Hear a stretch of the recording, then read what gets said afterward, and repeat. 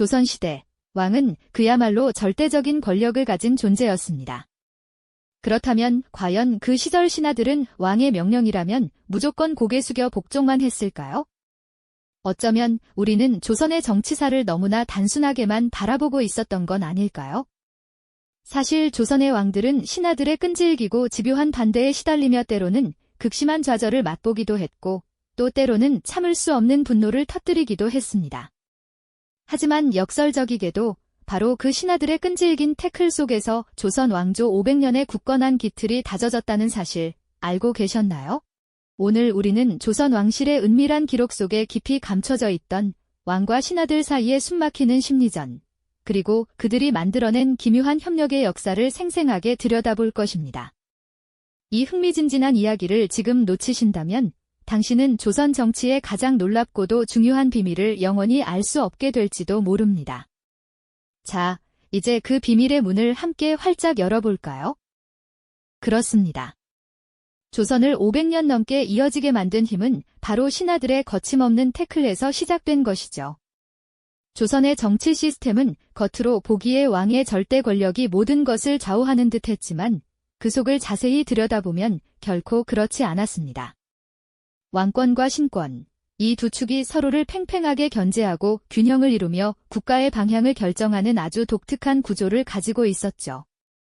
마치 자동차의 엑셀러레이터와 브레이크처럼 왕이 모든 것을 마음대로 할 수 없도록 신하들이 쉴 새 없이 목소리를 내고 제동을 걸었던 겁니다. 이러한 견제와 균형의 핵심에는 바로 사헌부와 사간원이라는 특별한 기구들이 있었습니다.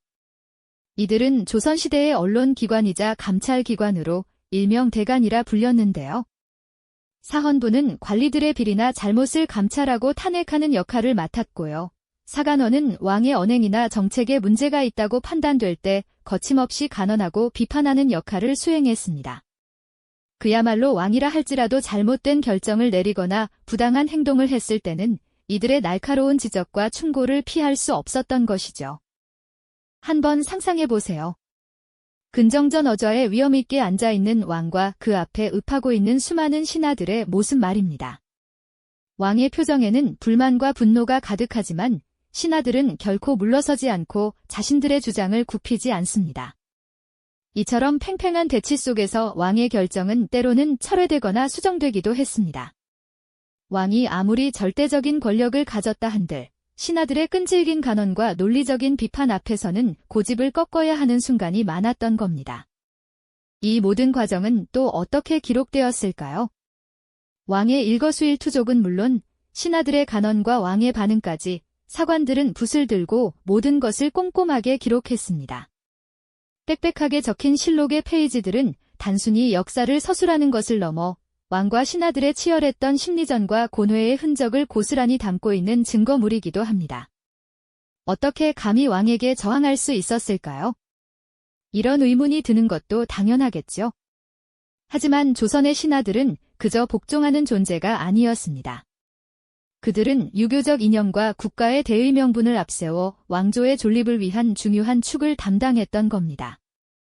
이처럼 왕의 권위를 무조건적으로 따르기보다는 때로는 과감하게 맞서고 때로는 설득하며 국가의 방향을 이끌었던 조선 신하들의 모습은 정말 경이롭기까지 합니다. 이들의 존재 덕분에 조선은 500년이라는 긴 시간 동안 비교적 안정적으로 유지될 수 있었던 것이 아닐까요?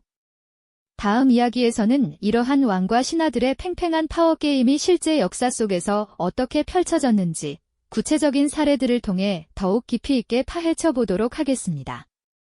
과연 어떤 왕들이 신하들의 태클에 직면해야 했을까요? 그리고 그들은 어떻게 대처했을까요? 이전 이야기에서 우리는 조선의 신하들이 왕에게 감히 태클을 걸었던 놀라운 역사적 순간들을 짚어보았죠. 과연 어떤 왕들이 신하들의 끈질긴 반대에 직면했으며 그들은 어떻게 이 팽팽한 권력 줄다리기를 이끌어갔을까요? 지금부터 그 흥미진진한 기록 속으로 더 깊이 들어가 보겠습니다. 조선은 500년이라는 긴 세월 동안 왕조를 유지했지만 그 비결은 단순히 왕의 절대적인 권력에만 있었던 것이 아니었습니다. 오히려 왕권과 신권이 서로를 견제하며 균형을 이루는 매우 독특하고 정교한 정치 시스템 덕분이었죠. 마치 한 배를 탄 선장과 항해사처럼 서로의 역할을 존중하면서도 필요할 때는 과감하게 제동을 걸었던 겁니다. 특히 조선에는 왕의 잘못을 지적하고 백성의 목소리를 대변하는 감찰 기구들이 존재했습니다. 바로 사헌부와 사간원 같은 간쟁 기관들이었죠.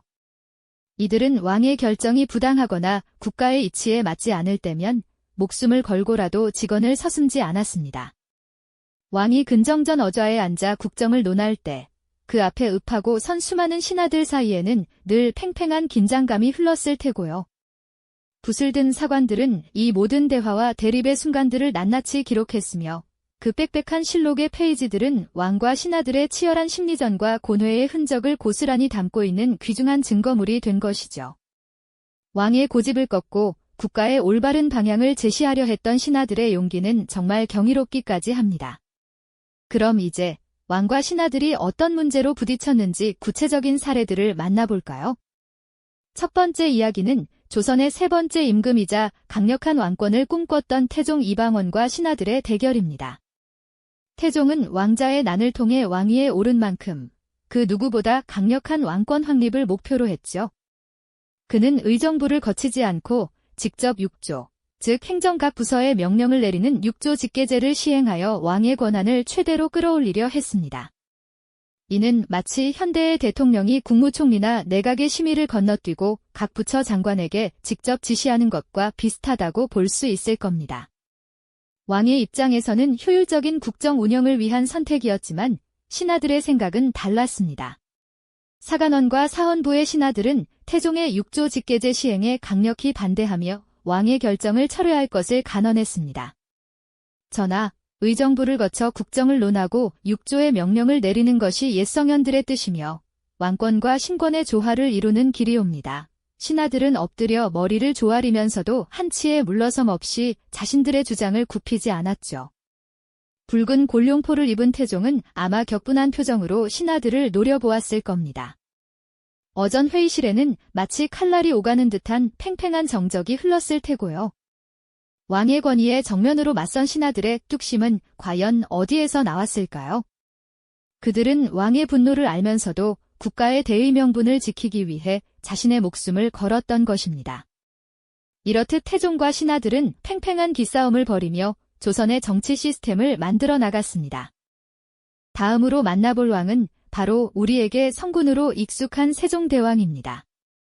세종대왕은 유교를 통치 이념으로 삼았던 조선의 군주였지만 개인적으로는 불교를 숭상하는 마음이 있었던 것으로 알려져 있죠. 그는 선왕인 태종을 위한 불교 행사를 개최하려 했고 심지어는 왕실의 안녕을 기원하는 불당을 세우고자 했습니다. 하지만 이러한 세종의 개인적인 신념은 유교 이념으로 무장한 신하들의 강력한 반대에 부딪히고 말았습니다. 지편전 학자들을 중심으로 한 신하들은 불교는 오랑캐의 종교이며 유교 국가의 군주가 불교 행사를 여는 것은 국가의 기강을 문란하게 하는 일이옵니다. 라며 극렬히 반대했죠. 이들은 유교 경전을 들고 나와 왕의 결정이 유교적 대의 명분에 얼마나 어긋나는지를 논리적으로 설파했습니다. 훈민정음을 창제하며 백성을 사랑했던 근엄한 세종대왕도 이때만큼은 깊은 고뇌에 빠졌을 겁니다. 자신의 인간적인 소망과 국가의 통치 이념 사이에서 갈등하는 모습이 그려지지 않으세요? 궁궐 안에서 화려하게 불교의식이 진행되는 동안 신하들은 비판적인 시선으로 이를 지켜보며 왕에게 끊임없이 간언을 멈추지 않았습니다. 왕의 개인적인 신념까지도 유교적 잣대로 제어하려 했던 신하들의 모습은 때로는 답답하게 느껴질 수도 있지만 그만큼 유교 이념이 조선 사회에 얼마나 깊이 뿌리내리고 있었는지를 잘 보여주는 대목이죠. 이상과 현실, 그리고 왕의 인간적 욕망이 충돌했던 세종시대의 한 단면을 엿볼 수 있는 흥미로운 이야기였습니다. 세종대왕의 이야기는 왕의 개인적인 신념마저도 유교적 대의 명분으로 제어하려 했던 신하들의 굳건함을 보여주었죠. 그렇다면 왕의 사적인 영역, 심지어는 은밀한 사생활에까지 신하들이 거침없이 개입했던 사례는 또 없을까요? 조선의 왕들은 때로 자신의 지극히 개인적인 선택마저도 신하들의 날카로운 비판에서 자유롭지 못했습니다. 중종 시대에 벌어졌던 한 사건이 바로 그런 경우를 잘 보여주는데요. 중종은 경빈 박씨를 몹시 총애했던 것으로 알려져 있습니다. 왕의 사랑을 독차지했던 경빈 박씨는 어느 날 왕실의 새로운 일원이 될 후궁간택을 추진하는 과정에 있었죠. 왕이 사랑하는 여인을 가까이 두려는 지극히 자연스러운 일처럼 보일지 모릅니다. 하지만 신하들의 눈에는 이러한 왕의 개인적인 결정마저도 결코 가볍게 넘길 수 없는 문제였습니다. 신하들은 경빈 박씨의 후궁간택을 그저 단순한 왕의 사적인 일이 아니라 국가의 기강을 문란하게 하는 심각한 사안으로 규정하고 나섰습니다. 그들은 왕의 덕목과 통치자의 도덕성을 거론하며 경빈 박씨의 간택이 왕실의 품위를 떨어뜨리고 백성들에게 좋지 않은 본보기가 될 것이라고 강력하게 주장했죠. 경연에서 신하들은 날 선간언을 쏟아내며 왕의 부덕함을 지적했고 왕의 사적인 욕망을 제어하려는 듯 맹렬한 공세를 펼쳤습니다. 왕은 자신의 총애하는 여인과 다정한 시간을 보내고 싶었을 뿐인데 신하들은 왕의 지극히 개인적인 감정까지도 유교적 잣대로 엄격하게 재단하려 들었던 겁니다. 궁궐 담장 넘어 백성들 사이에서도 왕의 사생활에 대한 온갖 수군거림이 퍼져나갔을 테죠. 왕의 권위가 하늘을 찌르는 시대에 신하들이 이토록 집요하게 왕의 사생활에까지 개입하려 했던 이유는 과연 무엇이었을까요? 왕은 당혹감과 불쾌함을 감추지 못했을 것이고 미묘하면서도 강력한 압력을 느꼈을 겁니다.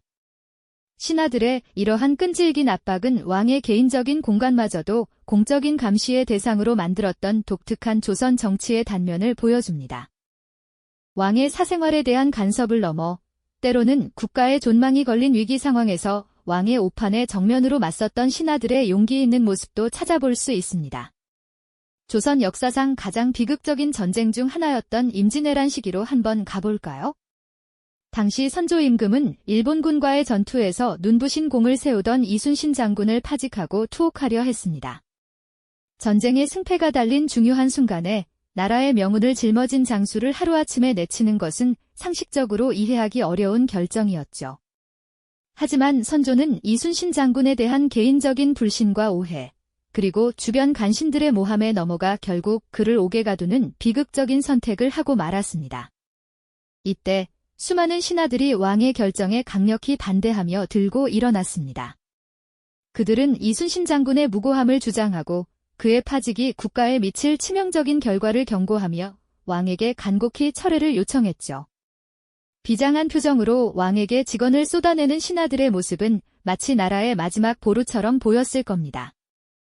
파직되어 압송되는 이순신 장군의 초췌한 모습과 왜군 함대가 불타는 바다를 보며 절박하게 전황을 살피는 백성들의 모습이 교차하며 당시에 위급했던 상황을 여실히 보여줍니다.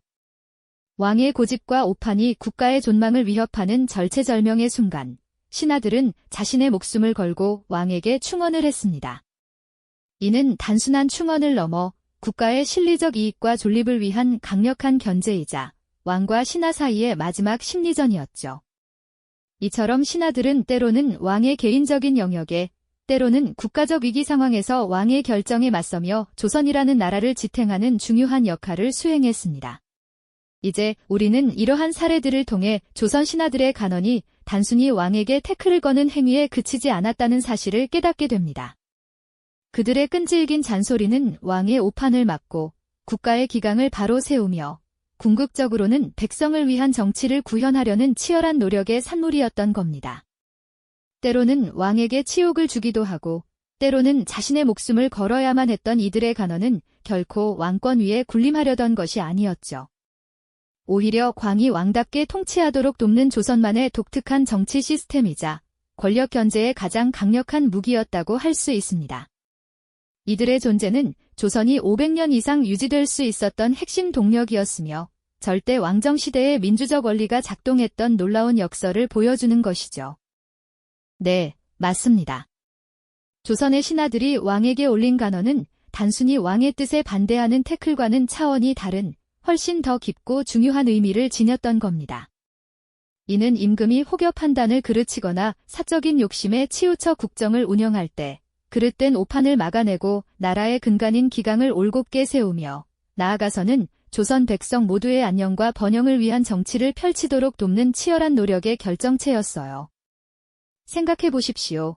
때로는 임금의 자존심에 깊은 상처를 입히는 치욕적인 순간을 감수해야 했고 심지어는 자신의 목숨까지 걸어야만 했던 이들의 쓴소리는 결코 왕권을 넘보거나 그 위에 군림하려는 불순한 의도가 아니었답니다.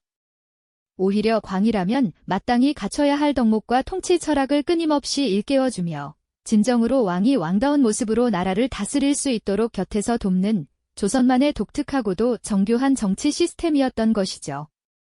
말하자면 절대적인 권력을 가진 왕이라 할지라도 그 권력이 독단과 전횡에 빠지지 않도록 견제하고 균형을 잡아주던 가장 강력하고도 지혜로운 무기였던 것입니다. 이처럼 신하들의 간언은 조선 왕조가 500년이 넘는 긴 세월 동안 큰 혼란 없이 유지될 수 있었던 핵심적인 동력이었을 뿐만 아니라 임금의 권한이 지극히 강했던 절대 왕정 시대에도 마치 오늘날의 민주주의의 원리가 작동하는 것처럼 권력이 견제받고 조율되는 놀라운 역설을 우리 역사 속에 분명히 새겨놓았죠. 왕과 신하가 서로 대립하면서도 결국은 국가와 백성이라는 공동의 목표를 위해 협력했던 이 역동적인 관계는 조선이라는 나라가 단순한 전제국가가 아니었음을 분명히 보여줍니다. 그들은 끊임없이 토론하고 논쟁하며 때로는 격렬하게 부딪히면서도 결국은 더 나은 방향을 찾아 나섰던 겁니다. 백성을 위한 정치를 최우선 가치로 삼고 왕조의 영속성을 위해 왕의 개인적인 욕망을 제어하는 것이야말로 조선 신하들이 간언을 통해 추구했던 궁극적인 목표였으니까요. 오늘날에도 우리가 흔히 리더십과 팔로워십을 이야기할 때 조선시대 신하들의 간언 문화는 시사하는 바가 참으로 많습니다. 절대 권력 앞에서 자신들의 소신을 굽히지 않고 오직 국가의 대의와 백성의 안위를 위해 목소리를 높였던 그들의 용기는 과연 어디에서 비롯되었을까요? 왕의 결정을 사사건건 막아섰던 것처럼 보였던 조선 신하들의 이야기는 사실 권력이라는 것이 어떻게 견제받고 균형을 이루어야 하는지, 그리고 한 조직이나 공동체가 올바른 의사결정 과정을 통해 더 나은 미래로 나아가기 위해서는 어떤 노력이 필요한지를 우리에게 되새기게 합니다. 그들의 끈질긴 설득과 논리적인 간언은 단순히 과거의 이야기가 아닙니다. 지금 우리 사회의 다양한 조직과 공동체 속에서도 리더가 올바른 방향으로 나아갈 수 있도록 돕고 구성원들이 소신껏 의견을 개진할 수 있는 문화가 얼마나 중요한지 역설적으로 보여주는 것이죠. 기업의 경영자든 정부의 정책 입안자든 혹은 작은 동호회의 회장이든 어떤 형태의 리더십이든 간에 자신의 결정을 무조건 따르게 하기보다는 다양한 의견에 귀 기울이고 경청하는 자세가 필요합니다. 또한 팔로워들 역시 맹목적인 추종이 아닌 건강한 비판적 사고와 건설적인 제언으로 함께 더 나은 길을 모색해야 한다는 점을 말이죠. 이는 결국 투명하고 합리적인 의사결정 과정을 통해 조직 전체의 역량을 강화하고 예측 불가능한 위험을 최소화하며 지속 가능한 발전을 이룰 수 있는 토대가 될 것입니다. 절대 군주의 시대의 왕의 권위를 존중하면서도 동시에 그 권력이 바른 방향으로 행사되도록 끊임없이 노력했던 조선 신하들의 지혜와 용기는 시대를 초월하여 오늘날에도 여전히 빛을 발합니다. 그들의 이야기는 우리에게 진정한 리더십은 소통과 경청에서 시작되며 진정한 팔로워십은 비판적 사고와 건설적인 제언에서 피어난다는 점을 가르쳐주고 있습니다. 이처럼 역사 속에서 찾아낸 지혜는 오늘날에도 여전히 유효하며 우리가 살아가는 세상을 더욱 풍요롭고 현명하게 만들 수 있는 소중한 자산이 되는 것이죠. 다음 이야기에서는 또 다른 역사 속 지식 스토리텔링으로 여러분을 찾아오겠습니다. 그때까지 이 흥미로운 이야기들이 여러분의 지적 호기심을 계속해서 자극하길 바랍니다. 이 영상이 도움이 되셨다면 좋아요와 구독 부탁드립니다. 여러분의 응원이 제게 큰 힘이 됩니다. 다음 영상에서도 더 유용한 정보를 공유하겠습니다. 감사합니다.